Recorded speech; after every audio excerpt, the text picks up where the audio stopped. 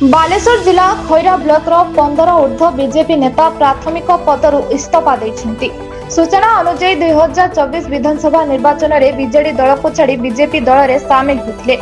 निर्वाचन समय बीजेपी प्रार्थी को विजय करने मुख्य भूमिका ग्रहण करिथिबा नेता को सिमोलिया विधायक पद्मलोचन पंडा कोण ठेसा करथिले। निर्वाचन समय लोकों को देथिबा प्रतिश्रुति सिमोलिया विधायक पूरण न करिबारु बाध्य होई आज खैरार पूर्वतन उपाध्यक्ष जयंत कुमार राउत, 3 नंबर जोन पूर्वतन जिला परिषद सभ्य कल्पना नायक, 4 नंबर जोन जिला परिषद सभ्यों प्रतिनिधि शशांक शेखर महापात्र, पूर्वतन सरपंच भवज्योत्स्ना नायक, पूर्वतन समिति सभ्य सुनीता साहू, 6 जन वार्ड सभ्यों समेत बीजेपी कर्मी माने आज दल छाड़ी। इस्तीफा पत्र बालेश्वर बीजेपी जिला सभापति ईश्वर बेहरा निकट को पठाइथिबा कहिसेंति।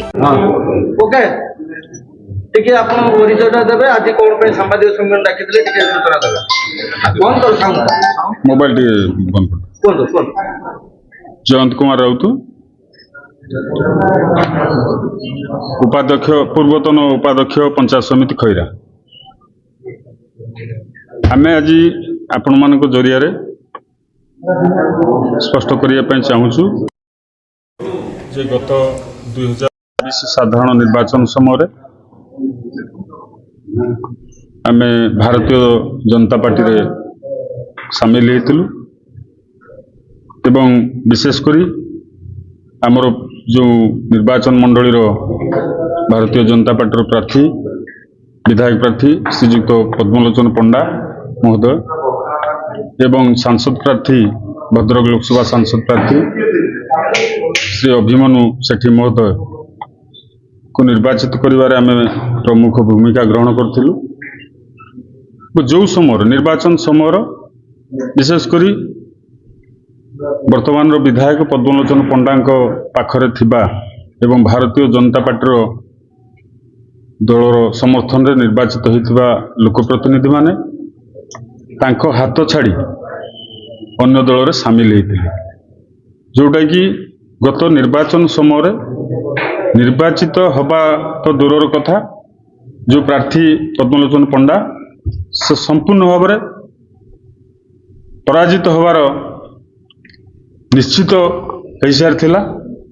जो समय कि आमे तांकु जितेबार प्रमुख भूमिका ग्रहण करथिलु, आमे दलर सामिल हेकी एवं तांको पई आमे समस्ते सामूहिक भाव में तांको पई जान लगेगी आमे निर्वाचित करिवार सफल होइथिलु।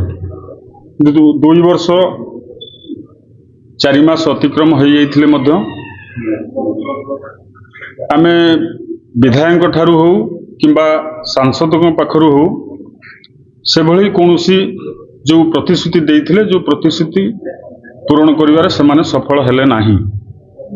आमे आशा बांधिथिलु जे ओडिशार डबल इंजिन सरकार हला, एठी मध्य भारतीय जनता पार्टी रो विधायक प्रार्थी निर्वाचित हेले एवं भद्रक लोकसभा सांसद प्रार्थी मध्य अभिमन्यु बाबू जीतिले।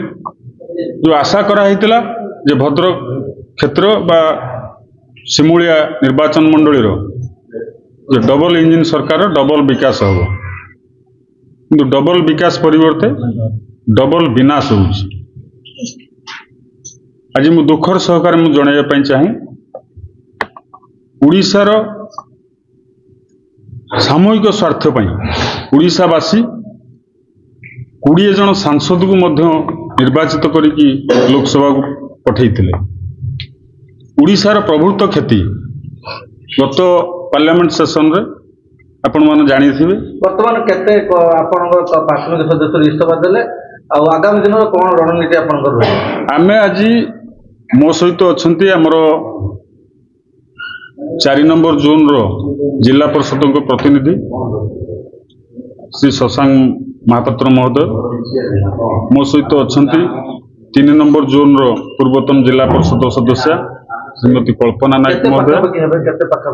आमे आज तो मुख्यतः जो माने आमेर निर्वाचित प्रतिनिधि बा लोक प्रतिनिधि पूर्वतन लोक प्रतिनिधि हिसाब रे आमे 10-15 जन आमे जोग देलु एवं आम सहित 4-500 लोक मध्य आज ଦଳ ତ୍ୟାଗ କରୁଛନ୍ତି। କେଉଁଠି ପଠେଇଛନ୍ତି ଇସ୍ତଫା ପତ୍ର?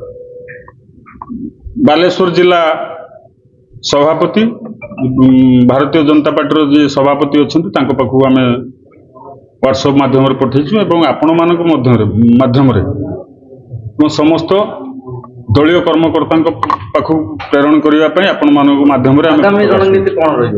ଆଗାମୀ ଦିନରେ ଆମେ ସୁଚିନ୍ତିତ ଚିନ୍ତାଧାରା ନେଇ ଆମେ ଦଳର ଆଭିମୁଖ୍ୟ ଆମକୁ ଯୋଉ ଦଳ ପସନ୍ଦ ଆସିବ ଆମର ଯୋଉ ନୀତି ଆଦର୍ଶ ସହିତ ଯିଏ ସାମିଲ ହେବ ଆମେ ତାଙ୍କ ସହିତ ସାମିଲ ହବୁ। ଟିକେ ଆପଣଙ୍କ ନାଁଟା କହିବେ? ମୁଁ ଶ୍ରୀ ଶଶାଙ୍କ ଶେଖର ମହାପାତ୍ର, ଆଚ୍ଛା, 4 ନମ୍ବର ଜୁନ୍ ଜିଲ୍ଲା ପରିଷଦ ରିପ୍ରେଜେଣ୍ଟେଟିଭ୍। ଆପଣ ନିର୍ବାଚନ ପୂର୍ବରୁ ବିଜୁ ଜନତା ଦଳ ଛାଡ଼ି ବିଧିବଦ୍ଧ ଭାବେ ବିଜେପିରେ ସାମିଲ ହୋଇଥିଲେ। ଆଜ୍ଞା। କ'ଣ 2 ବର୍ଷ 4 ମାସ ଭିତରେ ଘଟିଲା ପୁଣି ଦଳ ତ୍ୟାଗ? ଆମେ ବହୁ ଆଶା ଆକାଂକ୍ଷା ନେଇକି ଲୋକଙ୍କର ଡେଭଲପମେଣ୍ଟ ଚିନ୍ତାଧାରାକୁ ଆଖି ଆଗରେ ରଖିକି ଯାଇଥିଲୁ। ଆମକୁ ସେ ପ୍ରତିଶ୍ରୁତି ମଧ୍ୟ ଦିଆଯାଇଥିଲା, ତାର କୌଣସି ପ୍ରକାର କିଛି ଆଭାସ ଆମେ ପାଇଲୁ ନାହିଁ। ଏବଂ ଦ୍ୱିତୀୟ କଥା ହେଲା ଯେ କୌଣସି ଧାରାବାହିକ କାର୍ଯ୍ୟକ୍ରମରେ ସେମାନେ ମଧ୍ୟ ରହିଲେ ନାହିଁ, ଆମ କଥାକୁ ମଧ୍ୟ କୌଣସି ଇମ୍ପୋର୍ଟାଣ୍ଟ ସେମାନେ ଦେଲେ ନାହିଁ। ତେଣୁ ଆମେ ବାଧ୍ୟ ହୋଇକି ବିଜେପି ଛାଡ଼ି ଆମେ ବର୍ତ୍ତମାନ ନିଜ ଇଏରେ କେତେ ଲୋକ ଛାଡ଼ିଲେ ଆଜି ବିଜେପି? ଆଜି 15-20 ଜଣ ଖଣ୍ଡେ ଆଉ। ଆଗାମୀ ରଣନୀତି କ'ଣ ରହିବ? ସେଟା ସମୟ କହିବ, ବର୍ତ୍ତମାନ ଆମେ ଦଳ ଛାଡ଼ିଲୁ ଆଉ। କ'ଣ ଭାବୁଛନ୍ତି କି ଯେ ବିଜେପି ବିକାଶ କରିବନି ଆଉ କୋଉ ଦଳକୁ ଗଲେ ଆପଣ ବିକାଶରେ ସାମିଲ ହେଇପାରିବେ? ହଁ, ବିକାଶ ମୁଖୀ ଯେଉଁମାନେ ଥିବେ ତାଙ୍କେ ସାମିଲ ହବୁ, ତେଣୁ କ'ଣ କରିବୁ? କୋଉ ଦଳକୁ ଗଲେ ଆପଣ ବିକାଶ ସାମିଲ ବିକାଶ ହେଇପାରିବ? ବିଜେଡି ଦିନରେ କ'ଣ ବିକାଶ ହେଇଛି ବୋଲି ଆପଣ ଉପଲବ୍ଧି କରୁଛନ୍ତି? ସେଟା ସେମିତି କହି ହଉନି, କଥା ହଉଛି ଆମେ ଚିନ୍ତାଧାରାକୁ ନେଇକି ଯାହା କରିବୁ ଆଉ। ହଁ ଟିକେ ହଁ କୁହନ୍ତୁ, ଆପଣ ପରିଚୟ ଟିକେ ଦେବେ। ଆପଣ ନାଁଟା କହିବେ? ଶ୍ରୀମତୀ ସୁନିତା ସାହୁ, ପୂର୍ବତନ ସମିଶ୍ରଣ କୋପାରୀ ଗ୍ରାମ। ଆଜି ଆପଣ କ'ଣ ପାଇଁ ଦଳ ଛାଡ଼ିଲେ? କେଉଁ ଦଳରେ ଥିଲେ, କାହିଁ ଛାଡ଼ିଲେ କହିଲେ? ବିଜେପିରେ ଥିଲୁ, ବିଜେପିର ପ୍ରାଥମିକ ସଦସ୍ୟ ପଦରୁ ଇସ୍ତଫା ଦେଲୁ। କ'ଣ ପାଇଁ ଛାଡ଼ିଲେ? ଆମେ ଯେଉଁ ଆଶା ବିଶ୍ୱାସ ନେଇକି ଯେଉଁ ଦଳକୁ ଆସିଥିଲୁ, ସେ ଆଶା ବିଶ୍ୱାସ ଆମର ପୂରଣ ହେଲା ନାହିଁ ପର୍ଯ୍ୟନ୍ତ। ସେଥିପାଇଁ ଆମେ କ'ଣ ଆଶା ଥିଲା? ଆଶା ଥିଲା ଯେହେତୁ ବିଜେପି ଆସିଲେ ଆମର ଯାହା ବି ବିକାଶ ଅଧା ଅଛି, ବିକାଶ ଧାରା ଆଗକୁ ଯିବ, କୁପାରୀର ଉନ୍ନତି ଆଗକୁ ଯିବ, ସେ କିଛି ହେଲା ନାହିଁ। ଯେଉଁ ବିଧାୟକଙ୍କୁ ଆମେ ଦେଖେଇଥିଲୁ ତାଙ୍କର ଆମ ସହିତ ସେମିତି ଭଲ ସମ୍ପର୍କ ରହିଲା ନାହିଁ କି ସେ ଆମ ପାଖକୁ ଆସିଲେ ନାହିଁ କି ଆମେ ଯେତେବେଳେ ତାଙ୍କ ପାଖକୁ ଗଲୁ ଆମର ସମସ୍ୟା ନେଇକି ସେ ସମାଧାନ ପାଇଁ ମଧ୍ୟ ଆମକୁ ସୁଯୋଗ ସାହାଯ୍ୟ କଲେ ନାହିଁ। ସେଥିପାଇଁ ଆମେ ଦଳରୁ ଇସ୍ତଫା ଦେଲୁ। ଆଜ୍ଞା, ସେ ବିଷୟରେ ଆମେ ଏପର୍ଯ୍ୟନ୍ତ କିଛି ଆଲୋଚନା କରିନାହୁଁ। ବାଲେଶ୍ୱର ଜିଲ୍ଲାରୁ ଦେବାଶିଷ ଦାସଙ୍କ ରିପୋର୍ଟ, ବ୍ଲାକ୍ ନ୍ୟୁଜ୍ ଓଡ଼ିଆ।